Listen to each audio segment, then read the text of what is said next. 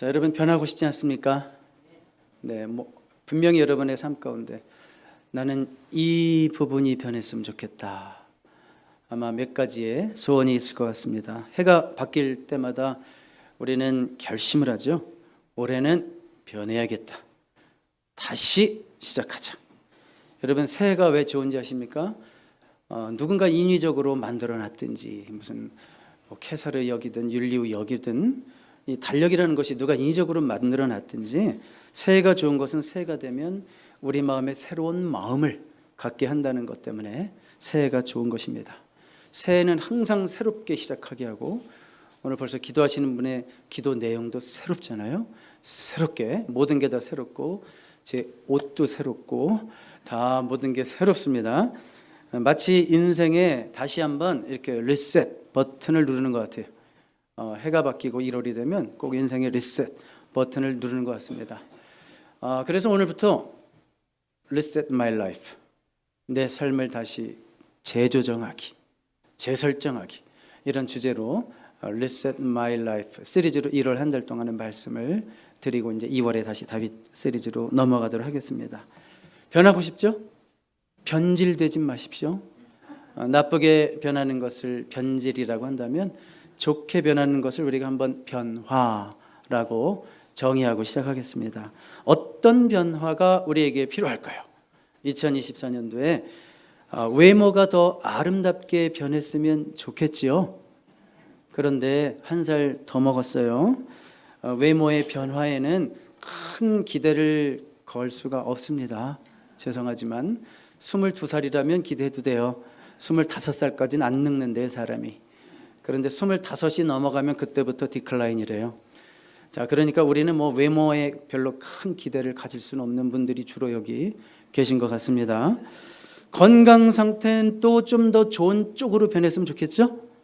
네, 이것은 여러분들의 노력 여하에 따라서 변화의 여지가 분명히 있습니다. 복부 비만을 컨트롤할 수 있고요. 그렇죠? 네, 하체 근육을 강화할 수 있습니다. 여러분들의 노력 여하에 따라서 얼마든지 이것은 바꿀 수 있습니다. 자, 그렇지만 이 외모, 건강 이런 외적인 거, 겉사람이라고 그러죠. 성경에서는 이런 겉사람의 변화보다는 우리의 인격, 내면, 속사람의 변화가 더 중요하겠죠. 사실은 더 어렵습니다. 여러분들 어렵다는 거 알 거예요. 누군가 이렇게 고백하더라고요. 외모 겉사람은 너무 빨리 늙어서 절망이고 내면 속사람은 너무 안 변해서 절망입니다. 이러더라고요. 하여튼 겉은 막 변하는데 속은 안 변하더래요. 안 변하더래요. 교회를 이렇게 수십 년 다녔는데도 나는 왜 이렇게 믿음이 안 자랄까? 혹시 이렇게 질문하시는 분이 있습니까? 왜 나는 반복해서 계속 그 같은 문제에 반복해서 넘어지고 또 넘어질까? 이렇게 고민하시는 분이 있습니까? 여러분의 고민일까요? 여러분만의 고민일까요? 어쩌면 우리 모두의 고민이 아닐까? 그런 생각을 해봅니다. 그래서 오늘 우리가 새해 첫 주를 맞이하면서 변화에 대한 열망을 가지고 오늘 말씀을 대하실 수 있게 바랍니다. 어떻게 하면 작은 변화라도 유의미한 그런 변화, 진짜 변화를 맛보며 올 한 해를 살아갈 수 있을까? 한번 이런 질문을 던져야 되지 않겠어요? 분명히 나도 할 수 있고 남도 알아볼 수 있을 정도의 그런 변화, 실력의 형성, 인격의 성숙, 믿음의 성장, 어떻게 하면 이런 것들을 우리가 경험하면서 2024년도 한 해를 살아갈 수 있을까요? 자, 그래서 삶을 다시 리셋해야 돼요. 여러분들이 지금까지 어떻게 달려오셨든지 여러분에게 좀 불만이 있다면 변해야 되겠다. 이런 좀 불만이 있다면 우리 삶을 다시 리셋해야 될 줄로 믿습니다. 삶을 다시 세팅하려면 분명히 여러분들이 버려야 할 것이 있습니다. 그리고요, 포기해야 할 것이 있습니다. 그리고 이제 시작해야 할 것이 있습니다. 버려야 할 것, 포기해야 할 것, 이제 시작해야 할 것, 혹은 다시 시작해야 할 것도 있을 것입니다. 자, 그런데 이런 구체적인 것들은 앞으로 다음 주부터 3주에 걸쳐서 말씀드리고, 오늘은 우리가 변화되기 위해서 변화의 기초가 무엇인가, 아주 베이직 프린시플스, 두 가지만 오늘 말씀드리려고 그래요. 변화를 위한 기초, 우리가 꼭 기억해야 되는 두 가지 오늘 말씀드리겠습니다. 우리 다음 스크린 볼까요? 첫 번째로 변화를 위한 기초는 가장 먼저 내가 누구인지를 알아야 합니다. 다 같이 해봐요. 시작. 내가 누구인지를 알아야 합니다. 우리 20절 다시 보겠습니다. 20절에 이런 표현이 있어요. 바울이 아주 강하고 안타깝게 에베소 교회를 향해서 뭐라 그러냐면 오직 너희는 그리스도를 그같이 배우지 아니하였느니라. 이게 지금 굉장히 뉘앙스가 강합니다. 원어에 보면 이 헬라떼라는 단어가 쓰였어요. 그러나 너희는이에요. 그러나 너희는. 그럼 무슨 일이 있었을까요? 우리가 읽었던 부분 17절, 18절, 19절 한번 읽어볼게요. 그러므로 내가 이것을 말하며 주 안에서 증언하노니 이제부터 너희는 이방인은 예수 안 믿는 사람, 인생에 하나님도 없는 사람 그렇게 생각하세요. 그냥 자기 뜻대로 육신의 정욕을 따라서 사는 사람, 욕심을 따라 사는 사람, 그런 사람이라고 생각해 봐요. 이방인이 그 마음에 허망한 것으로 행함같이 행하지 말라. 다시 한번 거기 그냥 17절 보시면 마음에 허망한 것, 영어에 보니까 in the futility of their thinking이에요. 허망이라는 단어를 영어로 futility라는 단어를 썼는데 허망한 생각을 갖고 사는 자들이 하나님 없는 사람들이 aimless, 목적이 없는 사람, purposeless, 그냥 사는 거예요. 인생에 목적도 없고 어디로 가야 하는지 방향도 없고 그냥 누가 끌려가는 대로 못된 것이 와서 나를 못된 대로 끌고 가면 거기로 그냥 끌려가고 그냥 마음이 생각 자체가 허망해요. 아주 vain하다는 거예요. 아주 의미도 없고 가치도 없고 열매도 없고 그런 삶을 막 추구하고 있다는 거예요. 너희는 그들이 행함같이 행하지 말라. 이렇게 말씀하고 있죠. 18절 19절 보세요. 그들의 총명이 어두워지고, 자, 총명이 어두워졌다는 것은 하나님을 알 수 있는 지식이 없다는 거예요. 여러분 세상에 기고 나르는 똑똑한 사람 얼마나 많습니까? 그런데 우리가 한번 전도해 보려고 얘기해 보면 도대체 못 알아듣죠. 예수 그리스도 생명의 복음을 전하면 그런 게 어디 있어? 뭔 얘기야? 못 알아들어요. 왜요? 그들 가운데 있는 영적 무지함과 그들의 마음이 굳어짐으로, 굳어졌다고 하는 것은 이것은 의도적으로 거역하는 거예요. 내가 하나님을 왜 믿어? 나를 믿지. 의도적으로 계속 거역하는 마음. 그래서 하나님의 생명에서 떠나 있다. 그렇게 말씀하고 있고 19절에는 그들이 감각이 없다. 그러니까 lack of sense가 무슨 말이에요? 감각이 없다는 것. 영적 감각이 없다는 거예요. 하나님 말씀 들으면 어쩌다 교회 끌려왔는데 하나님 말씀 들으면 졸리기만 해. 못 알아들으니까. 그래서 결국은 그런 사람들의 삶의 결국은 뭐냐면 in their futility of thinking이잖아요. They are thinking. 생각 자체가 허망한 데 있으니까 삶도 허망한 걸 추구하게 됐어요. 자신을 방탕에 방임하여. 그러니까 온갖 방탕한 삶에 자기를 맡긴다는 거예요. 한번 갈 때까지 가보자. 이거예요. 그냥 어디까지 내가 한번 타락할 수 있는가 한번 살아보자. 그래서 모든 더러운 것을 자기 욕심대로 행한다 그랬어요. 자, 이렇게 사는 자가 누구라고요? 이방인, 예수님 모르는 자, 인생에 하나님이 없는 자가 그렇게 산다는 거예요. 그렇게 살던 자들이 에베소 지역에 교회 들어와서 교인이 되고 예수 믿는다고 나는 이제 신자라고 I am a believer 막 이런 말까지 하고 있는데 여전히 그렇게 산다면 그 지역에 복음을 전하는 바울의 입장에서는 어떤 마음이 들겠어요?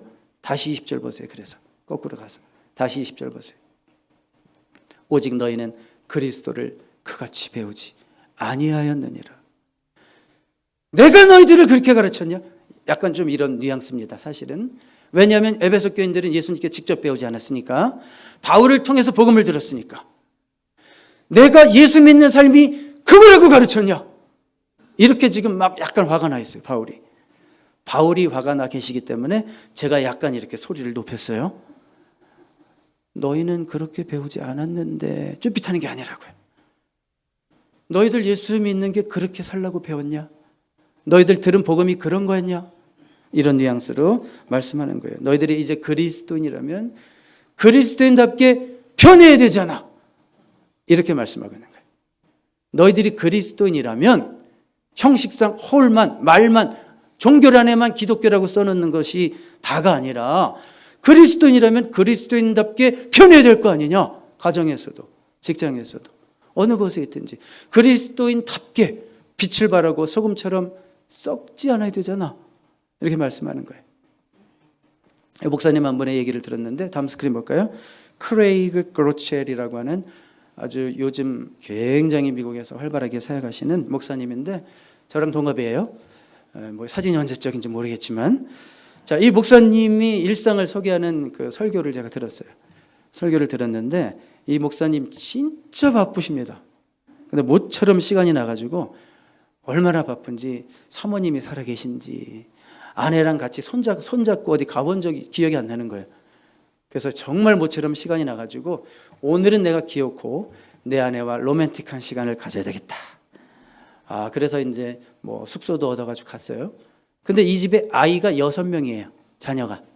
이 목사님 자녀가 6명이에요. 야, 우리 이게 이런 가정 한 가정 오면 8명 전도되는 거죠. 자, 어쨌든 자녀가 6명인데 6명의 아이들을 전부 다 재웠습니다.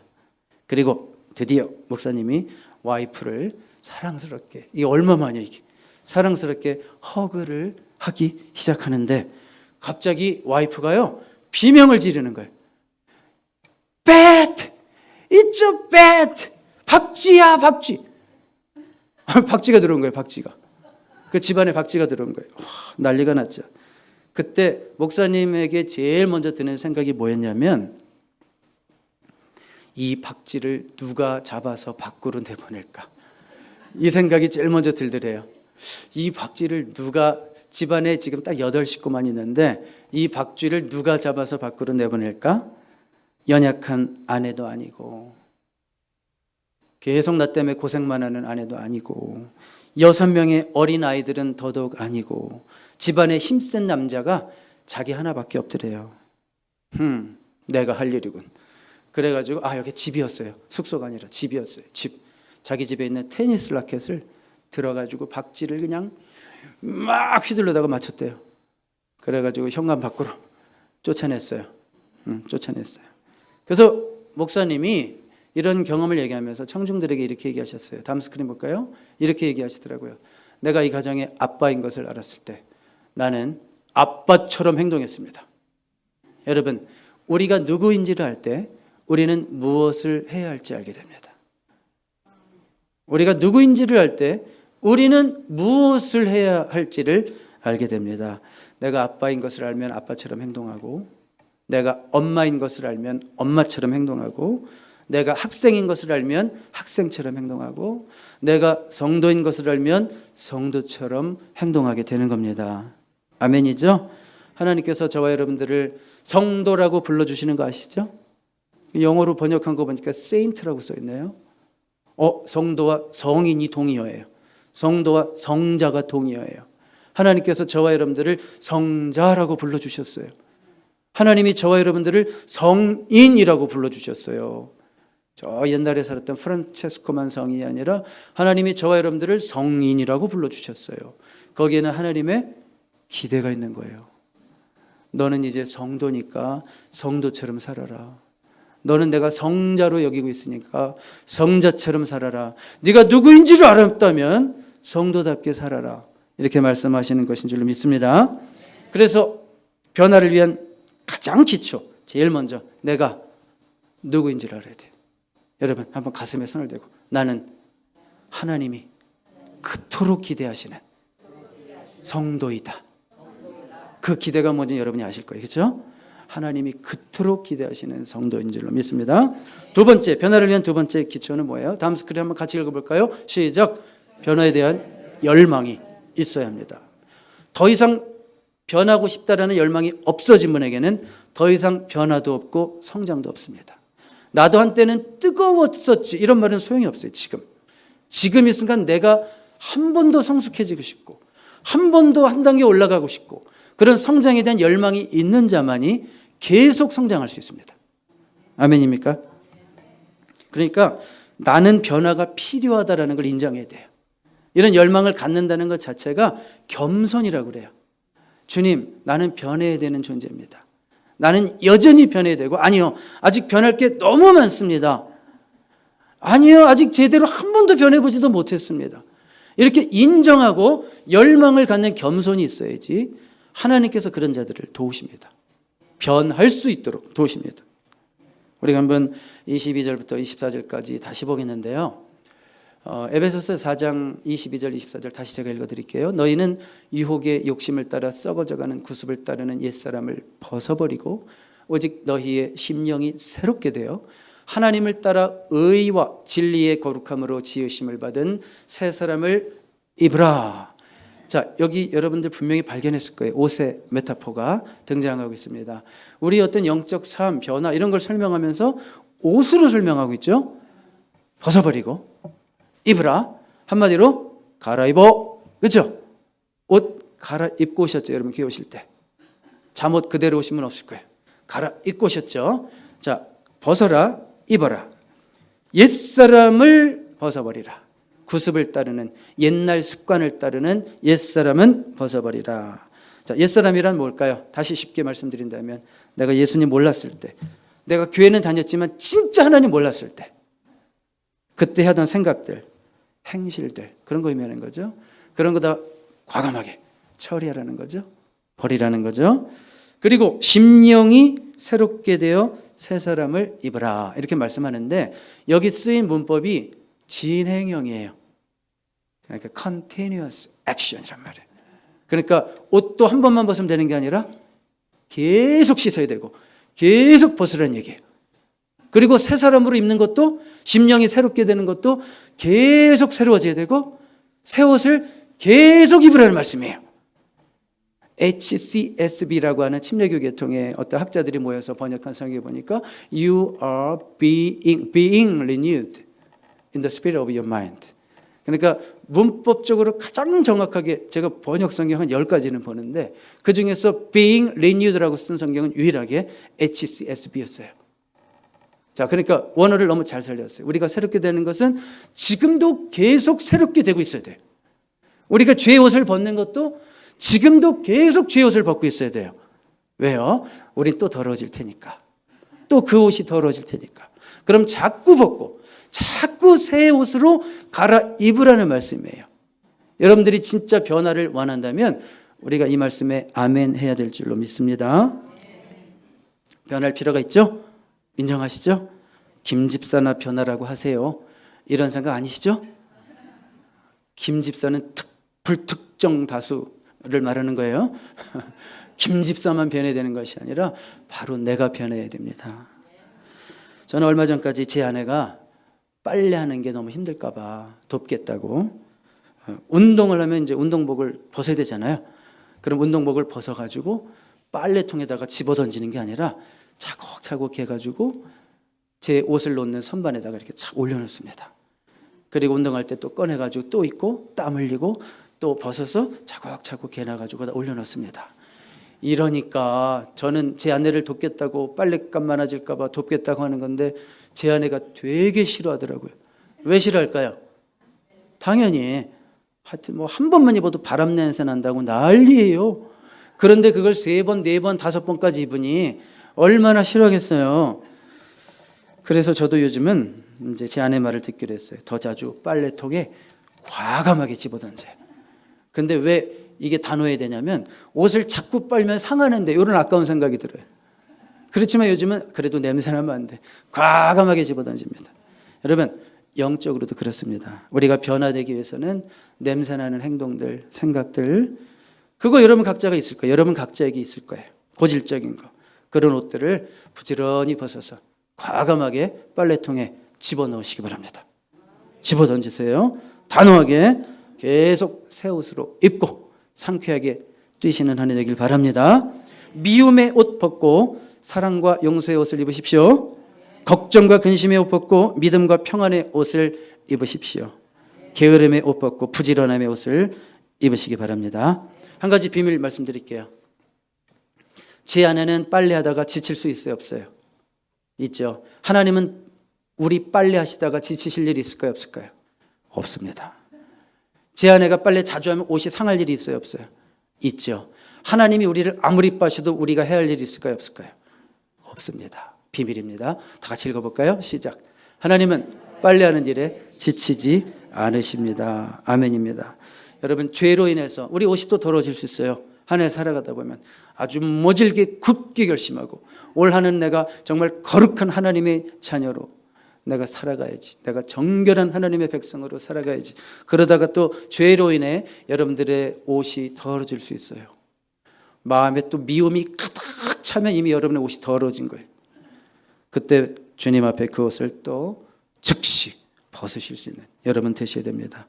여러분 이 찬송 아십니까? 모든, 다음 스크린 볼래요? 모든 죄에 더러워진 예복을 주 앞에 지금 다 벗어서 샘물같이 솟아나는 보혈로 눈보다 더 희게 씻으라. 예수의 보혈로 그대는 씻기어 있는가?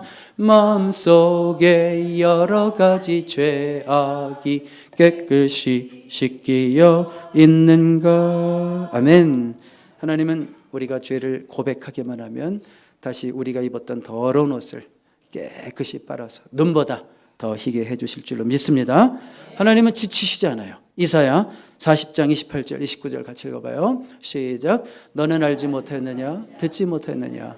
영원하신 하나님 여호와 땅끝까지 창조하신 이는 피곤하지 않으시며 권비하지 않으시며 명철이 한이 없으시며 피곤한 자에게는 능력을 주시며 무능한 자에게는 힘을 더하시나니. 아멘.